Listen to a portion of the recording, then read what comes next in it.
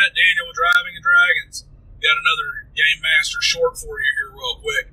Going to counter what I feel to be kind of a bad piece of advice that floats around in the forums. Talk to you soon.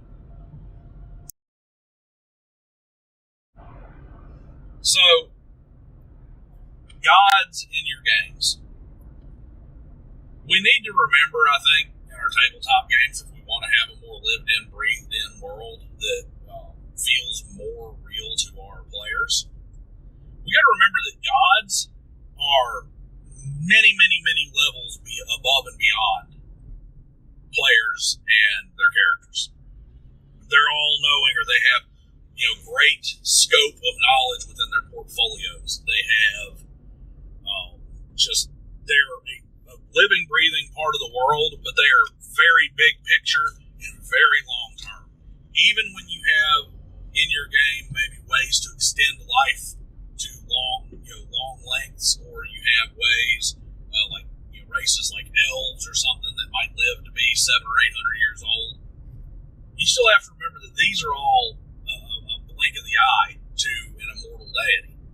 And they are going to look at the big things. So even really big things that are happening in the world are going to, at most, be a minor concern to a deity unless it's something really special. And what that comes to is, I see this on a regular basis, and it normally comes from one of my favorite pet peeves, which is the constant coddling of players to try and make sure that they're more or less never at threat of dying, ever. And it'll come into the form of, my player died, and my paladin died, and his god came down and said that his work wasn't done, and brought him back to life. You could just have his deity intercede to bring him back, or to repair the situation or something.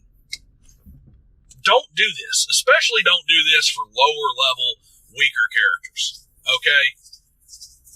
Unless there is a strong story reason to have like a divine entity intercede to save a character, don't do it. Alright? Your clerics, your warlocks, your paladins, your religiously inclined characters, they already have divine intervention. It's called a healing spell. It's called the ability to resurrect. It's like, you can't cast resurrection until 10th level and you're only 4th? That means that god is not even on request going to step in to intercede to bring your buddy back to life. So why is he going to step down and just snap his fingers to bring him back? If there's not a good story reason, just don't do it. Let your players die. Let them learn that that's part of it, and roll a new character. Maybe they'll enjoy that one even more. There is a joy to the unexpected end of a character.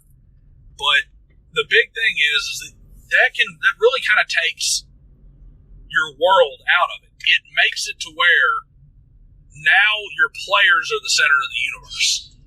And while players are the center of the universe sounds like a good thing, it sounds, it should all be about your players, everything should revolve around your players, and it is all about your players having fun, and it should kind of be centered around your players, but it shouldn't be centered around their characters. Nothing is going to take the world out of it, the life and breath out of your world, like having just clear, defined examples of how everything in the universe revolves around your characters. And unless you really have that written in, unless there is a chosen one line, unless you have developed something that is meaningful in that respect, you should never have that kind of divine intercession and intervention to just kind of pollute your table. Now, I am going to say one thing too, piggybacking off of that last remark.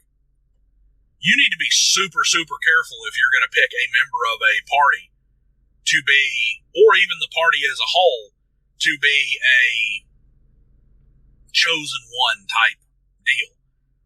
Because your players are going to figure out pretty quick, we're the chosen ones? There's no consequences for our actions. Our gods are always going to step in to make sure their chosen one is protected. I've got some great thing for him later, so I'm just going to go out and, it is going to rob them of that feeling of danger and that feeling of risk. So be very, very careful with your deity intercession. Think about the biggest of the big pictures before you have them do anything. And remember, I mean, that deity, he's got tons of level 5 worshipers. He doesn't need yours. See you next time.